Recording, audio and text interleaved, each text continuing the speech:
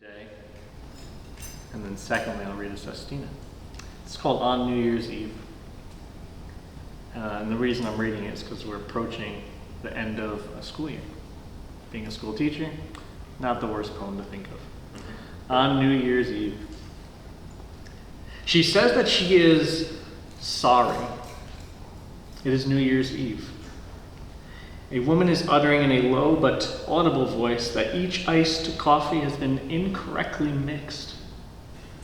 The wife utters these woes to her husband, but she does so intentionally and loudly so that our clerk may hear. Like loose gravel, she mutters. In that way a freight truck delivers, whether on a highway, she mutters. Upon this low-ranking instance of inhumanity, my eyes rise like miniature kingdoms, and I voice quietly into the ether of minds, don't be sorry, please, sweet person.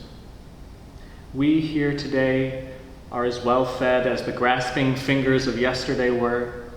For long we have been. I think how glad I am that we breathe, each of us. For tomorrow we may only manage a shallowest of most fallow gasps. I think to tell them, let us break bread and fix the smallest of small mistakes then. Why not burn the artifice of apology to the wintry soil, to instead build large towers of gratitude for everyone with little and with ample lamp oil in the spiritual flight from today into tomorrow, from tomorrow into the past. One day the man's wife will surely tour this building. In a more gracious moment of her being, she will tap her foot like a beatnik child, rhythmic head to foot, musical all the way to the sun-beaten rooftop. For we breathe, we breathe, we breathe, dear woman. It was Dostoevsky who said of humankind that it was the most ungrateful of all species to ever go crack open palms toward the golden sun, the orb that draws us from our spiraling conch shells tucked quietly in the sweet orange wells of our mother's smallest spaces of earth. In Sazen, the third patriarch, he whispered that preference and not desire is, alas, the lonely disease of the human mind. Tonight, from the ceiling, music flitters down into me, and I feel not uncup-like or unstreet-like. Indeed, the cafe saunters. The flowers rise in 3 months, I consider. Yes, dirt will fall from crawling stems and bouncing leaves like friendly comets patting the mountain tops of ants. The dancing specks will travel like slinking alley cats deep into human palm lines and under human nails. Flower heads will tilt like fields of satellites towards the skybound sun. And then, as I dutifully recall, smiles as always will litter the earth like a holy spectacle of human lights.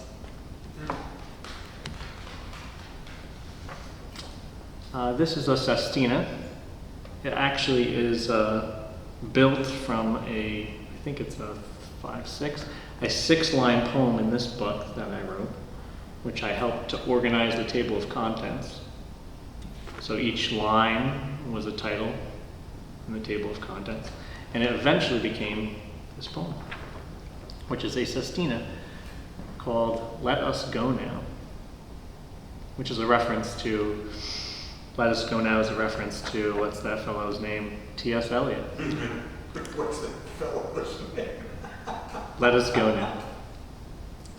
Before the miscellaneous wanderings of the living, my dear family sleeps like the speckled coils of dragons. A singing soil of mountains guards its treasure's key, before a tall fire lights on the second mountain high, feeding our kingdom's simple thirst beside holy lakes, where falconer and falcon bathe below a golden moon. Oh, here, a book opens wide, twinkles in that moon, unfolds in the desert of a world to meet a few living. Here within the lakes, there within the lakes, again within the lakes. In the nocturnal world, cool eclipse is swimming, looming dragons, woken eyes and treasures, steel teapot frame. It tames them, steaming tall and high. Music calling in aside, hand budding and blooming, a golden oblong key. Where did hands so black and snoozing bring this key? To where does the key fly? Does it trek to yellow moon? Words rise alive from this mind, with wings to mountains high. I, in love, dwell with sentia, in delight by the earthen flower living, silent beside the stony well of so many thousand earth-quaking dragons. They swell and drink and swell and drink from the drifting lakes. Go, fly to the jade leaves swimming in the wind near the lakes. They swim like agile minnow and sink to my palm beside the flower key. With a grin, I nuzzle the thousand inflating bellies of the dragons. Shimmering, they warm and tall below the marrow of the porcelain moon. I see the fire from the corner of my eye burning brightly. We are living, often like many ancient ghosts, having forgotten love in altitudes so high. What is this, my loves, my family, this sober kind of high? Have we been lost now so long? Do we not remember the lakes, beaten by the sun, native and heirloom corn-colored lakes? Back then, we held the dirt in our hands. Childhood was living then like a suitcase of sunlight. Back then, we remembered the jangling ring and key. My mother, fair and glad, she threw the keys at the sky, hid them in the earth and moon. I wrote a book much later to tame my heart and the hearts of the dragons. Spanning wings, calls, large like earthquakes, I hear the pride of dragons. Spirits standing tall as trees, eyes to the ceiling jade, our hearts all traveled high. Mine sneaks off at night and chases the platinum moon, it too rare like dragons and climbing like a moon. Mine also knows the orange glowing of its pride, the sprightly banyan tree and its mythic lakes. The lotus and the proffered palm must greet the world and make straight the crooked key, so that the ships of our dreams might know still that godliness can dwell in the living. Go, fly now, great flying dragons, to greet the heart of all dragons. Go fly and sleep, silver and quiet and massive beside moon-glazed lakes. I will be waiting beside a black kettle and a small fire on a mountain high. I will hand you a book of leaves, autumnal, cracking, and beautiful. This a key. I will swim with and dream of the curls of the lady in the moon, perhaps then lost in a desert of self, but smiling at the sunflower and at the cities of all the living. So it's a slightly irregular sestina, but I think I made it work. In fact, one of our audience members is a witness of another poem I wrote, which was a non-villanelle, to which he gets some credit because that's straight in the title of the poem. A non-villanelle. This man over here. All right. This is the poem I wrote. I thought I thought this would be cool to write a poem and not stop to make any backspaces or edits. And this is what came of it. It's called Ad Hoc, rather fitting, right in 2017, October. What if I wrote a poem without a single edit, not a single backspace? How quickly would it become mistake? Indeed, errors would abound, would fly like daggers to the earth and space, stanzas too far apart. It would be confessional. It would need to head to the wisdom of forethought and the compassing of form. My love's eyes would beam in my heart like a beam of light. Her words would sound in my spirit like a xylophone ringing before dusk. Britain's poet laureate would brim into my mind like the scratching foam of a boiling pot of pasta water. I would need to try and maintain my honesty. I would travel to the interweb and confess that I once in a microscalar moment laid down my feet, knees, hand, and arms to the firmament of a pasta dish foaming to the top. Baal will surely bear me rain for the crops that tend the gardens of poems and sing in the music of Yahweh's dreams. One hopes.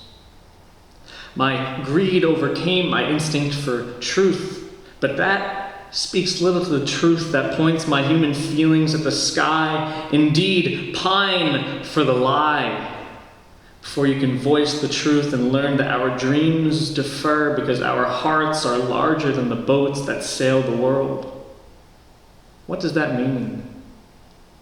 You, sweet reader, please decide from within our collective worlds of loneliness. The flight of the alone to the alone calls us like a trumpet on Mount Olympus. Dear reader, I am weary. This poem coughs on and on like a dying man. I must make some last honest words to quench your mouths like red wheelbarrows and your hearts like hollows glazed with rain beside white chickens. At last, the fence of my mind must shake with the sounds of the humble train beneath my mind. Again, the rhythm of my life beats without a real self, without the candle that can stay lit in the rooms of 1,000 worlds. Can you get at, dear reader, the meanings of poems? I write alms for the clone army inside the autumn of my world. I thought in the early hours of today that all true purpose in this world is the salve of the trauma of our youths, a needed medicine. I say this because this poem is a gift from myself to myself. All truth there ever was is here. I digress like a slinking alley cat. I laugh because what is life without laughter, bounding at the ends of poems and at the games men play? The derivative of this poem is the game. But do not forget the train, the trauma, and the laughter, dear reader, again and again and again. If you want to live This is my motivational alarm clock, which I will shut off. If you want to live. Yeah. If I want to live, that's right. So, if you listen closely to that ad hoc poem, there is a confession in stanza 5. It means that I went to the internet for a split second. I think that's what happened. I can't remember. I remember it was a very small transgression. You are forgiven with the tone. That's it. So, All right, let me read a few poems. She's left. Okay. This is a poem about my dog who likes to run away. He's a Shepsky. It's a combination of a shepherd and a husky. So, you could tell he wants to run. Into the woods, no title. Into the woods where the squirrels stow their acorn dreams, in between the ground and the trees of the wind. Now, the breeze The canine roams, flows, and acts very uncaninemly. How dare he, we say, how dare he, we say. In the wintering of the wolf, the summer never rises. He wants the wants of dem wolves, not the barnyard or the house. In dreams, I imagine he slips between the fence, right out the collar. Oh, doors just swing ajar for me at a glance and a wiggle. Afar, afar, he'll run, we'll say.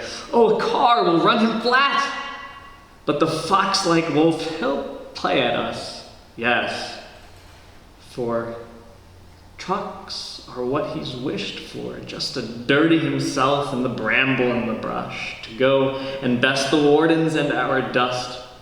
For the pine, the wine, the lust and thirst, he'll jet off quite fast, even after chicken dinner.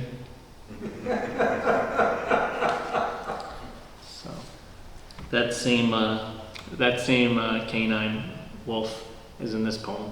His name is Loki. I inherited him with this name, and he was given it for good reason. So Loki, this is also from 2017.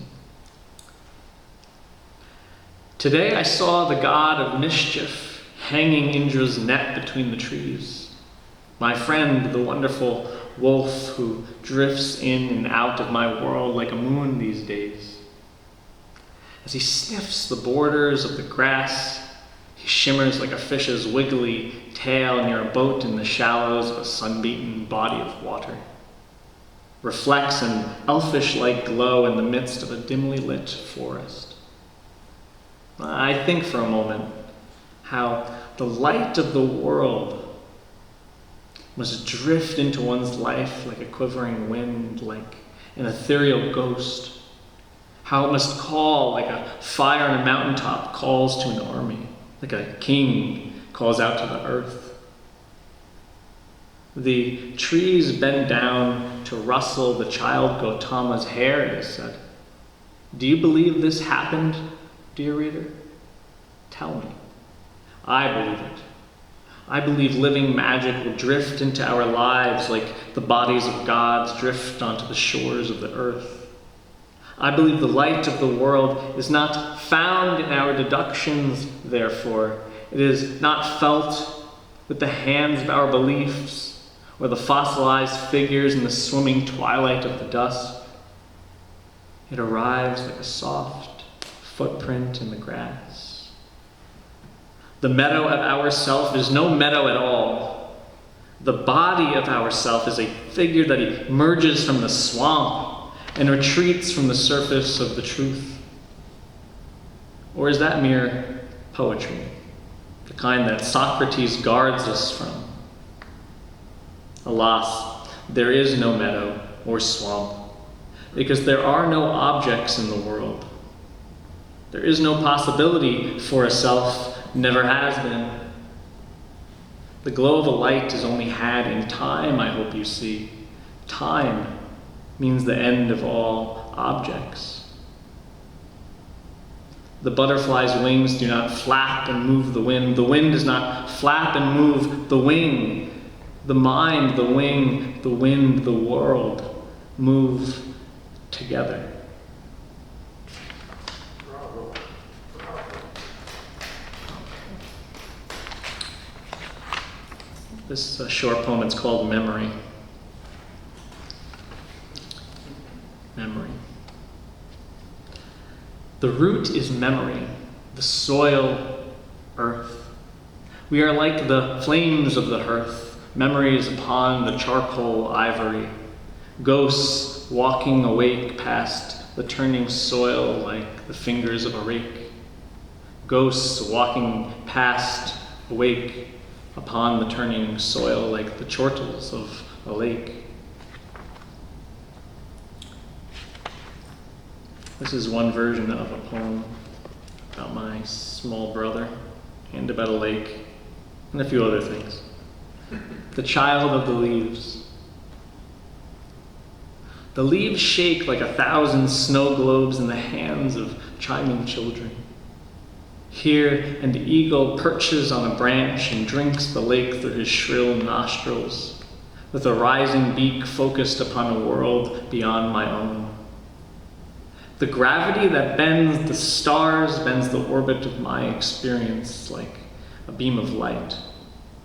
The time known to the eagle as a beautiful rhythm that ticks just like a clock on Pluto. Ah, the child of the leaves feels not of the diaspora of the heart.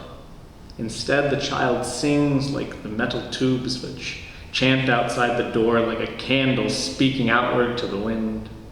I wonder at the light of the child and at the holy breath of the yellow nose.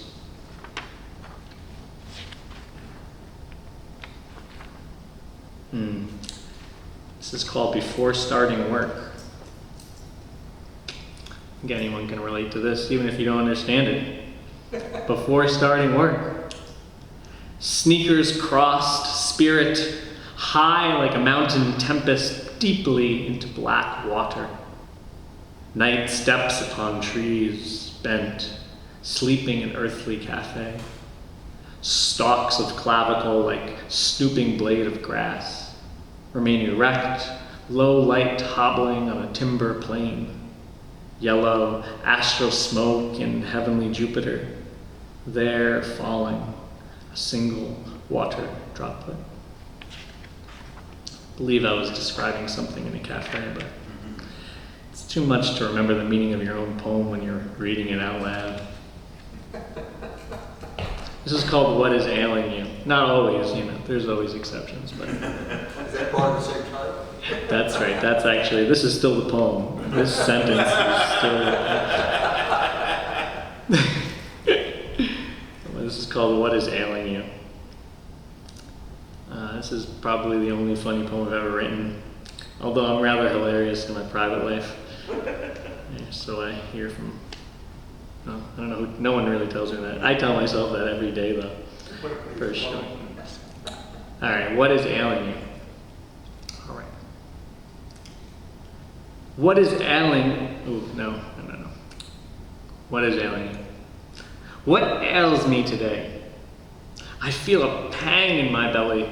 Is that gluten intolerance? Nay, it must be a dallying celiacs. A kind too slippery for the clinicians to find, or an infection in my ileum, a chronic thrum of chronic and yet so quiet appendicitis. Nor perhaps it's just my nerves, because sometimes your nerves can cause these things, don't you know? Nay, what would entangle this lowland dullness in my head, this Saharan dryness in my lips? This low white crescent moon upon my fingernails, this teetering fog between parietal and temporal lobes, this agitation in my legs. I tell you, I can't think a good clear thought. What perhaps is the cause? Oh, perhaps it's just my nerves. But no, the thyroid swells like a pumpkin in springy humidity, and the sodium monofluorophosphate in my gums is no better than its several ugly cousins, sodium fluoride, stannous fluoride, and acidulated phosphate fluoride. My temperature is subdeathly rising. You do know, the endocrine system leans against the chemicals like a two-cage arm that leans against the air near a sturdy wall, right? So who can stand all this? This quaking in their knees, this sea of poisons in the soil. The DDT is not here anymore, but who thinks the rest are any better? The tomatoes drink the poison, the human drinks the tomato, but the worst of all, the rain drinks the pesticide and sprinkles at other places from a grade of the size of the sky and malignant as the soil. And the earth is just like my body, coughing and coughing to the wall near the hole, or the hole near the wall, or the hole in the wall. What's the difference? I cough, he coughs, we cough, I chortle. What is the difference? My hypothalamus rings from the toothpaste. I tell you, I am not mad. The hypothalamus then dings my pineal, and my pineal tugs my thyroid, and it's so inconsistent, no doctor can tell. But my temperature is rising, my brain is on fire. What to do with the pain near my belly? Tums? No, I'm sure it's celiacs.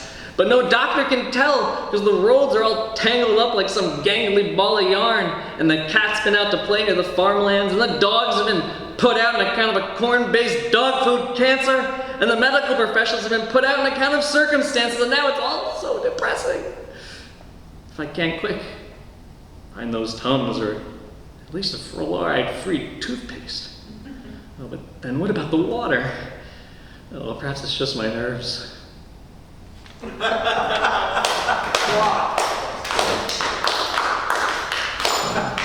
Right? Wow. If you're watching this in 2100, we're very concerned about pollution in 2021 and 2020. Now, when I first met him, you couldn't hear him. Yes. Everything you own. It's a Beyonce reference. All right. Mm-hmm. All right, this is called The Storm. The wind gusts as if the fat trunks of trees could break straight in half. The slanted rooftop of the house coughs outside my window, or elsewise stoically smokes upon a pipe.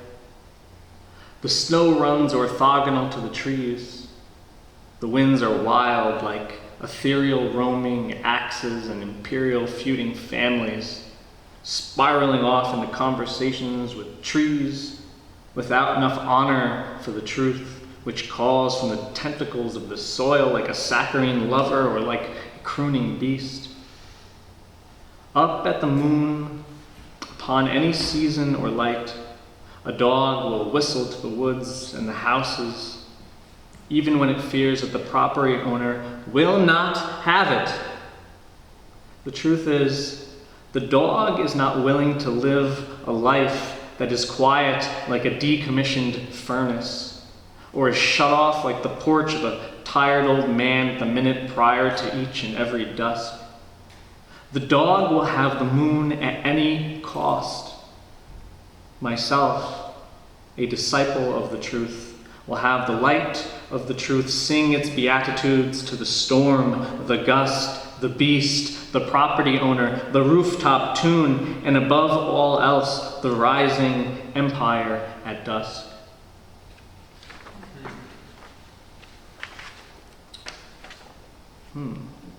This is a poem about returning to poetry after having not written for a bit. Poetry in the gongs of time. The return to poetry happened the way scuffling feet happens in a commercial foyer or a school gymnasium. A commotion of squeaky rain-drenched heels. It happened the same way it must happen to wandering space travelers at the moment that they sense the amount of space entered into is equal to the amount of space entered in between. Today, there are hands of light reaching out at different corners of this world made of many, many corners. Reaching out from irrational roots, bending like sideways L's tinging to reproduce the oblong sounds of quivering tuning forks.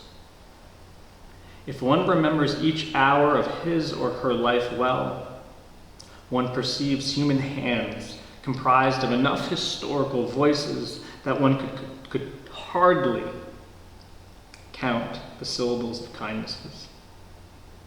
And whereas sometimes I feel like a cast and skipping globe or a fumbling globe, I do at other times believe I am pollinating the surface of lakes with golden boats, my bare hands picking lotus flowers up from plush karmic ponds, beating many ripples into the shelves of moist, salty, and most foaming yellow coasts.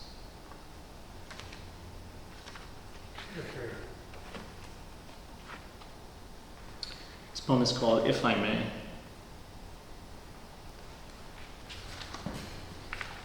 If I may, perhaps you consider sometimes that the world may one day break you. But I tell you that when this breaking happens, another long fort with its long wooden stakes pushed down firm into the earth, and with its spindly knuckles and see-through fingers then tipping over the edges of the stakes, quiet It falls in the subliminal war for the highest good of the world. Cracks square, straight into like a thin falling shell. So you must not bear it. You may not become broken. For this defeat, with its pendulum tilting slow in your soul, will surely cause the world to clatter on down to a shatter. This, I promise you, is so. This is called Like Water. It's based on a conversation with a friend of mine. An acquaintance of mine, rather. Who I still owe a session of guitar with after about 8 years. Same acquaintance. Like water. In the dead of night, I feel things that only the rarest of insects feel. When I sleep, I float through time ghost-like. I flow through time without flowing. My mind descends to a rivery Styx. It remains there without dying, flows there without suffering. There moves its hand in a dervish of timelessness, like two spider webs blowing in the wind, and yet conducting the world. Now you must be like water, an old friend of mine says to me. He says this and reminds me that there is an expectation up to which I must live. It is a sin, he says, to wield greatness and not to keep building up, to toss your talents to sidewalk curves out of your own little bit of nervousness.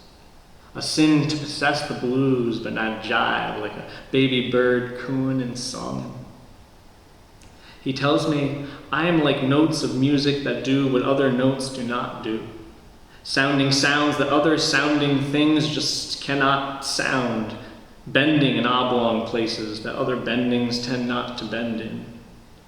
Feeling a whole bowl of ocean contained inside my single human conch, and singing whole symphonic movements with the colored shelves of the gentle earth.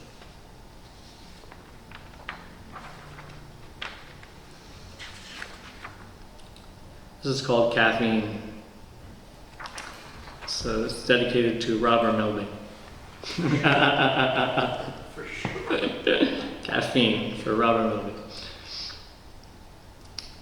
Caffeine strings me out, worse than the blues, worse than the two black casket-shaped boats floating above the lowly tiles, my two leather paws who plod off to sell my warmth to the quiet air. My hands, too, have sold their orange glow, but it is okay to sell the yellow tone. The high builds the strings of poems, architects the buildings that crop up here and there upon a page. In the other room, a jerk of the foot and fast crinkle of the nose shows the likeness of this drink to the Irishman's drink. A rush of muscular tics sings an ode to cocaine. Oh, what ode should it sing? Ode on a Grecian urn, perhaps? Caffeine is like the winds of love. What mad pursuit, what struggle to escape, what pipes and timbrels, what wild ecstasy is it?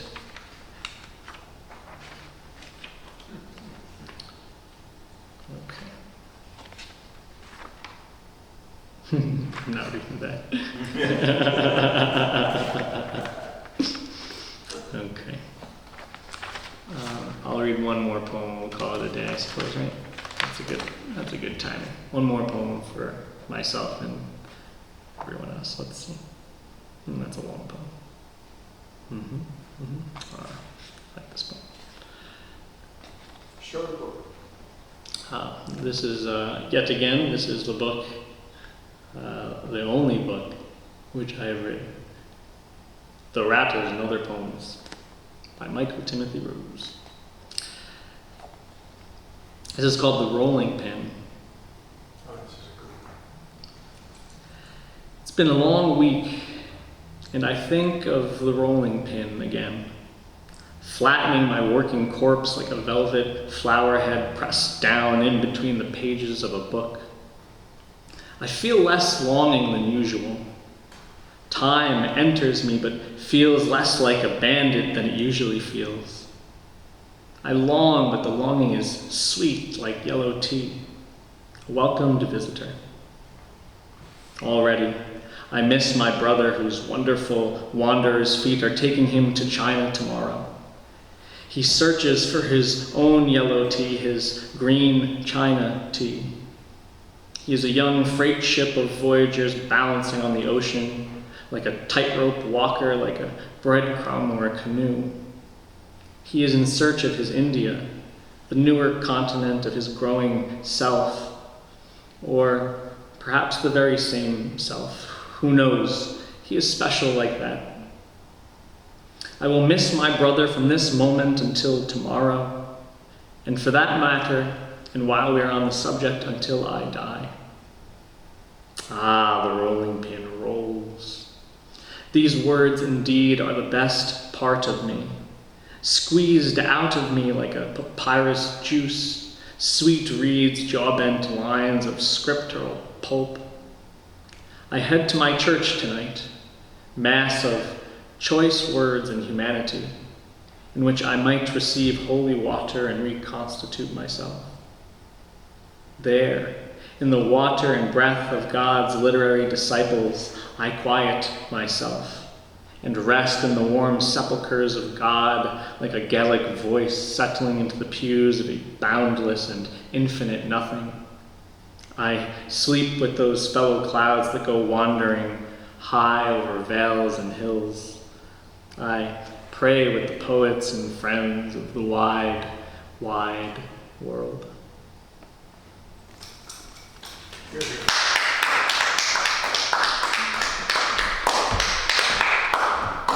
I had evoked the Hunkayabi and adopted this fellow as my son. I have many children in this group. This is the oldest soul in the room. He's a genius, discovered him a while ago, as you could witness. It's always a pleasure to be in his presence. I want to thank the powers to be of the Howland, Florence Northcutt, Craig Wolf, Tom Devier, Anda Lieberman, for allowing us the use of this space every second Friday at 7. You are all welcome. As I have repeatedly said, the power of the word is the greatest demonstration of democracy. And since our democracy is now under threat, it is more important than ever that you come and speak your mind freely. All are welcome. Peace.